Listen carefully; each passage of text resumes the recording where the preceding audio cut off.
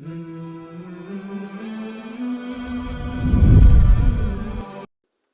اللہ الرحمن الرحیم۔ شروع کرتی ہوں اللہ تعالیٰ کے نام سے جو بڑا مہربان نہایت رحم والا ہے۔ حضرت قبیصہ بن مخارق رضی اللہ تعالیٰ عنہ بیان کرتے ہیں کہ میں نے رسول اللہ صلی اللہ علیہ وسلم کو فرماتے سنا، مانگنا صرف 3 آدمیوں کے لیے جائز ہے۔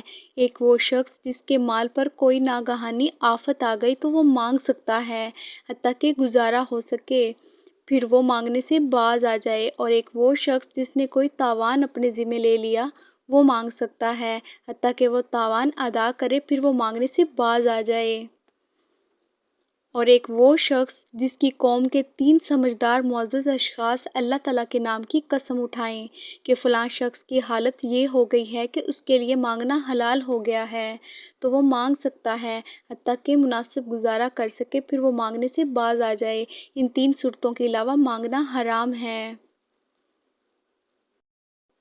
حضرت معاویہ رضی اللہ تعالیٰ عنہ سے روایت ہے، رسول اللہ صلی اللہ علیہ وسلم نے فرمایا، اصرار کے ساتھ چمٹ کر نہ مانگا کرو۔